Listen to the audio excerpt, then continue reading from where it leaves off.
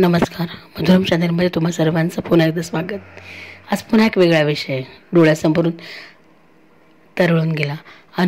अनुभूती देतात आणि वास्तवात आणतात, असं काही साथ झालं माझ्या बाबतीत. सकाळी फिरायला जाताना झाडावर अलगद प्राजक्ताचं फूल पायाभोवती पडलं आणि त्या पडलेल्या फुलाकडे बघून विचारायला आणि तो मांडावासा वाटला. आयुष्यातली चांगुलपणाची पुंजी, वृत्तीची शुद्धता मजबूत असली की हा प्रवास, फुलाचा तो प्रवास, झाडावरून खाली पडण्यापर्यंतचा प्रवास सुसह्य होतो. म्हणजे उमलणं, फुलणं, बहरणं आणि पुन्हा मातीमध्ये समरसून जाणं, हाच प्रवास सुसह्य होतो. प्रतीक हे फूल प्राजक्ताचं समोर पडलेलं. इथं आपल्याला मदत करायला कोणी येत नसतं, आपल्याला उभं राहावं लागतं असंच वाटलं. आणि सहज या फुलाभोवती मन पुन्हा एकदा रिंगाळायला लागलं आणि बिचारा त्या छोट्याशा फुलामध्ये सुद्धा काहीतरी जीव होता असं वाटलं आणि बोलावंसं वाटतंय तुमच्याशी, म्हणून जस्ट हा विषय मी बोलते. वाऱ्याची झुळूक आज फार जोरात आली. नुकतंच उमललेलं प्राजक्ताचं फूल नाजूक देठामुळं आपल्या रेते होण्याच्या गुणानं अचानक झाडावरून गळून पडलं. कोमजलं, सुगंध मालवलेलं निस्तेज फूल हळुवार मातीवर पहुडलं. मातीनं त्याच्या नाजूक पाकळ्यांना जोजावत विचारलं, काही त्रास नाही ना झाला? झाडावरून पडल्यानं ते नाजूकसं फूल थोडं कोमजून गेलं.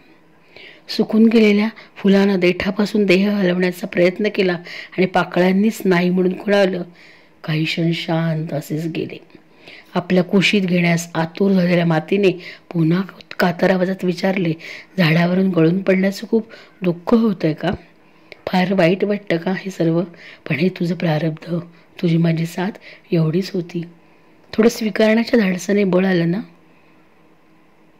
त्या लहान पाकळ्यांवर मंद स्मितहास्य झळकलं.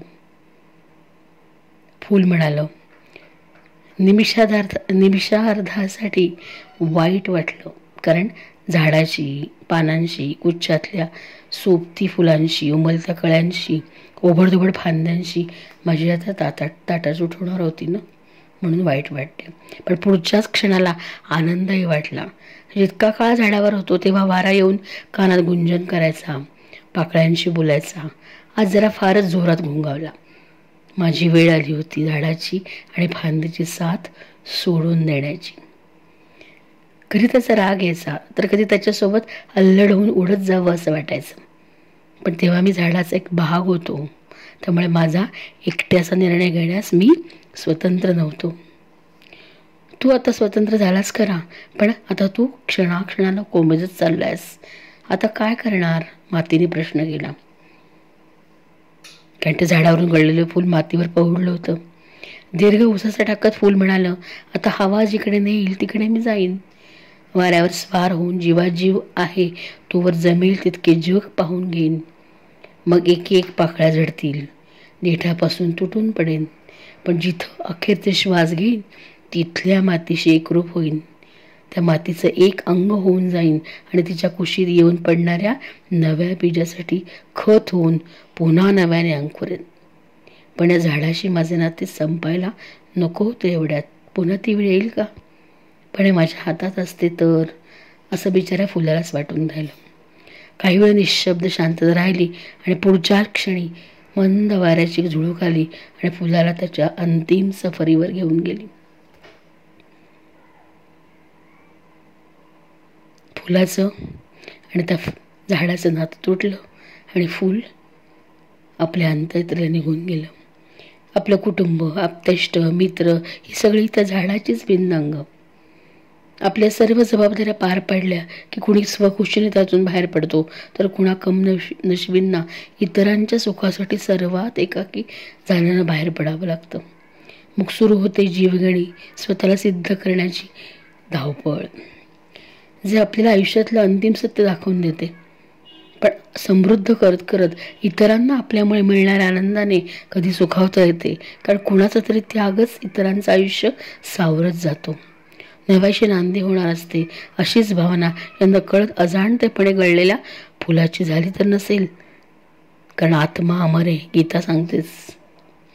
बघा, गीता कुठे नाही, आपल्या प्रत्येक आयुष्याचा कण कण गीतेने व्यापलाय. आयुष्यातली चांगुलपणाची पुंजी, वृत्तीची शुद्धता मजबूत असली की हा प्रवास सुसह्य होतो. हेच या फुलानं सांगून दिलं. इथं आपल्याला मदत करायला कोणी येत नसतं, आपणच उभं राहायचं. हेच गमक उलगडलं, तसंच हे फूल गळून पडलेलं बघितलं की खरं तर निराशा जाणवेल.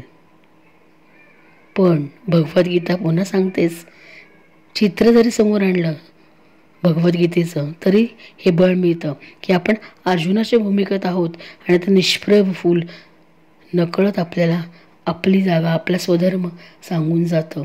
नियतीच्या वाऱ्यावर आपल्याला उडावं लागतं. आपणही तसेच पंचतत्वात विरून जाणार, पण पुन्हा नव्याने एखाद्या फुलाच्या ताटव्यात आपलं अस्तित्व दाखवण्यासाठीची वेळ येईलच की.